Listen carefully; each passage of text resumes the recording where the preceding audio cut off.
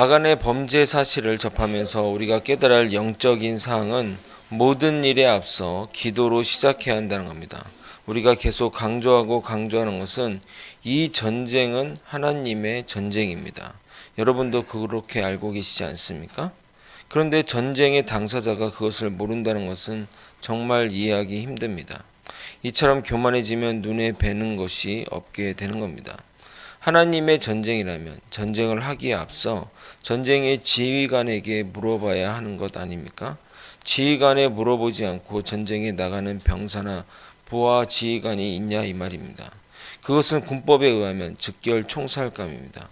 우리가 영적인 일을 함에 있어 가장 우선돼야 될 것은 다른 것이 아닙니다. 기도입니다. 기도를 가장 먼저 앞세워야 하는 것입니다. 그런데 가끔 교회에서 하는 일들을 보게 되면 사전 조사나 준비에 더 열을 내는 것을 봅니다. 카톨릭의 성인인 아시시의 성 프란체스코의 유명한 일화가 있습니다. 여러 가지 일들로 정신없이 바쁜데 프란체스코 성자가 기도를 하고 있으니 밑에 있던 수사가 프란체스코에게 이렇게 말했다고 합니다. 수사님, 지금 너무 바쁜데 기도는 짧게 하시는 것이 어떻겠습니까? 라는 말에 바쁘니까 더 기도해야 된다고, 기도하지 않으면 오히려 일을 그르친다고 혼을 냈다고 합니다. 여호수아가 잠깐이라도 기도했다면 이러한 비극은 일어나지 않았을 것입니다. 성경 16절 본문을 보게 되면 아침 일찍 일어나서 라고 말하고 있습니다. 이것이 무엇을 의미하는 것 같습니까? 밤새 잠을 자지 못했다는 사실입니다. 누가 범죄자인지 궁금하기도 하고 그의 범죄로 인해 안타까운 희생이 일어나는 것에 대한 분노이기도 한 것입니다. 여호수아가 일찍 일어난 때가 요단강을 건널 때와 여리고성을 돌 때와 그리고 아이성을 재공격할 때입니다. 중요한 일이 있을 때마다 여호수아는 일찍 일어났습니다. 그러므로 이스라엘 가운데 범죄한 자를 색출하는 것은 평범한 사건이 아니라 요단강을 건넌 사건이나 여리고성을 무너뜨린 사건이나 아이성을 무너뜨린 사건에 버금가는 중요성을 가지고 있음을 보여줍니다. 우리에게도 매우 이것은 중요합니다. 자기 내부의 죄와 문제를 청산하는 사건은 모든 그리스도인들에게 너무나도 중요한 일임에도 불구하고 외형적으로 드러나는 모습에 관심을 기울이며 정작 하나님 앞에 진실되게 나아가 죄를 고백하며 회개하는 일에 소홀하지 않나 반성해 봅니다. 그런데 범인 색출 방법이 좀 신기합니다. 먼저 유다 지파에서 세라 족속을 뽑고 세라 족속에서 삽디를 뽑고 삽디 가족 남자를 다 나오게 한 다음에 삽디의 손자이며 갈미의 아들인 아간을 뽑게 됩니다. 지파, 족속, 가족, 개인의 순으로 내려갑니다. 굳이 하나님이시라면 그렇게 복잡하게 하실 필요가 없이 바로 뽑을 수 있는데 이렇게 하시는 이유가 무엇이라 생각하십니까? 긴장감을 높이기 위해서 이렇게 하시는 걸까요? 이렇게 하시는 이유는 누구나 아간이 될 수 있음을 보여주시는 겁니다. 아마도 단번에 아간을 뽑아낸다면 저 사람은 악인이야 하며 나와는 별개의 사람으로 보았을 것입니다. 그러나 한번 생각해 보십시오. 유다 지파가 뽑히면 사람들은 누가 범인인지 추측하기를 시작할 겁니다. 유다 지파의 저 족속 사람들이 의심돼 하지만 정작 세라 족속이 뽑힙니다. 그럼 분명히 김신혜가 분명해. 평소 하는 행동이 이상했잖아. 나름 서로의 분석하며 스스로 판단하며 심판자의 위치에 서게 됩니다. 그런데 의의 인물인 아간이 뽑히는 겁니다. 설마 아간이 그랬다고? 술렁술렁일 겁니다. 놀라움과 더불어 서로 의심했던 마음에 미안한 마음도 들었을 것입니다. 사람은 겉보기로 쉽게 판단할 수 없음에도 깨닫고 누구나 저 자리에 설 수 있음을 주님은 보여주는 겁니다. 만약 아간은 저렇게 뽑혀지는 과정에도 스스로 중요한 것은 아간은 저렇게 뽑혀지는 과정에도 스스로 나오지 않았던 겁니다. 설마 여기에 60만 명의 장정이 있는데 알겠어 하는 마음으로 끝까지 나오지 않았던 겁니다. 가정은 무의미하지만 그가 먼저 나와서 자신의 죄를 고백했다면 상황은 조금은 달라지지 않았을까 하는 생각을 해보게 됩니다.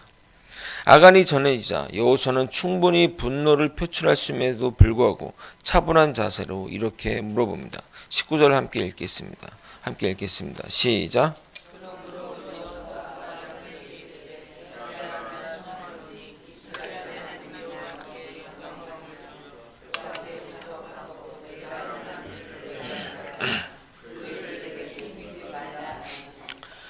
이 죽일로마 하고 불러도 시원찮을 판에 아간을 아들이라고 부르며 솔직히 고백하라고 말합니다.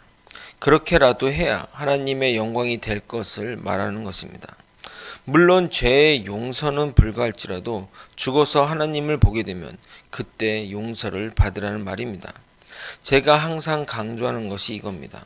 우리가 하나님께 죄를 자복하면 하나님은 용서하지만 이 땅에서의 죄의 벌이 사라지는 것이 아닙니다. 죄의 값을 반드시 치러야 합니다. 마치 하나님께 회개하면 죄의 벌도 사라진다고 생각하는 분인데 아닙니다. 다윗도 철저하게 자신의 죄값을 살면서 치렀습니다. 여호수아의 따뜻한 말 한마디에 아간은 자신의 죄를 다 털어놓게 됩니다. 20절, 21절을 읽어보겠습니다. 함께 읽겠습니다. 아간이 여호수아에게 대답하여 이르되 참으로 나는 이스라엘의 하나님 여호와께 범죄하여 이러이러하게 행하였나이다. 내가 노력한 물건 중에 시날산의 아들한 외투 한 벌과 은 200세겔과 무게가 50세겔 되는 금덩이 하나를 보고 탐내어 가졌나이다. 보소서 이제 그 물건들을 내 장막 가운데 땅속에 감추었는데 은은 그 밑에 있나이다. 아멘. 21절에 자세히 보게 되면 아간이 죄를 짓는 그 과정을 보여주는데 놀랍게도 아담이 죄를 짓는 것과 너무나 동일합니다. 뭐라고 써있냐면 금덩이 하나를 보고 탐내어 가졌나이다. 아간이 보았고 탐했고 가졌다고 말하고 있습니다. 창세기 3장 6절을 한번 보도록 하겠습니다. 창세기 3장 6절.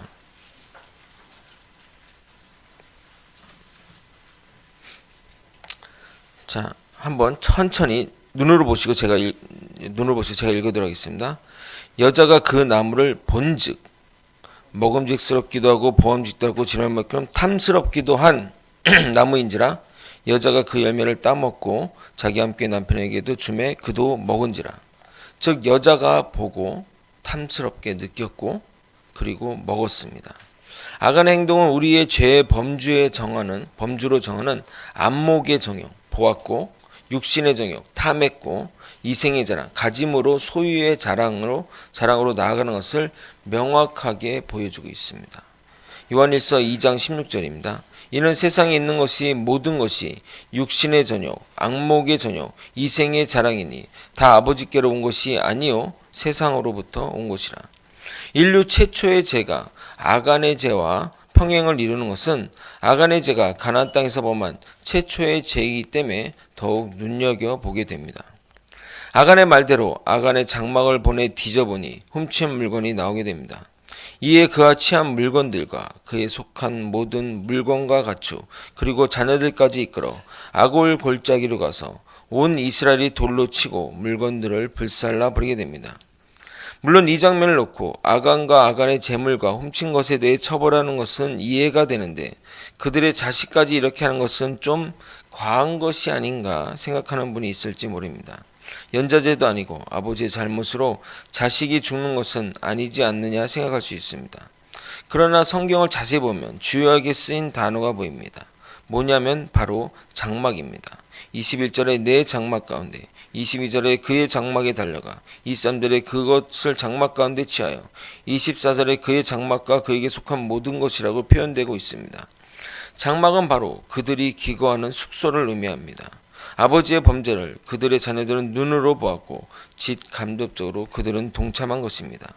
자녀들 중 하나라도 적극적으로 이렇게 해서는 안 된다고 이야기했으면 이야기는 달라졌겠지만 아무도 그런 죄에 민감하지 못한 것입니다. 오히려 이런 것을 얻게 된 것이 기뻐하며 즐겨했다는 겁니다. 분명 자식 중에 이 일을 거부했다면 모든 것을 아시는 하나님은 분명히 그에게는 면죄부를 주었을 것입니다. 그러나 그런 자들이 없기에 그들 가족에 주어진 별이 합당한 것입니다. 그들 때문에 죽어간 36명의 무건 희생자를 생각하면 결코 죄의 벌이 과하다고 생각되지 않습니다. 또한 해렘된 물건을 건드렸기 때문에 완전히 진멸되는 것이 맞습니다. 거룩을 세우는 일은 조금의 미련과 예외를 두어서는 안 되는 일임을 명심해야 합니다. 말씀을 정리하겠습니다.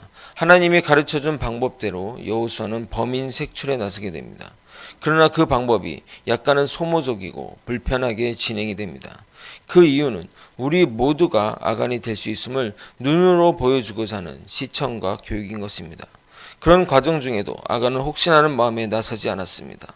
결국 아간이 색출되고 여호수아는 따뜻한 언어로 그의 죄의 고백을 요청합니다.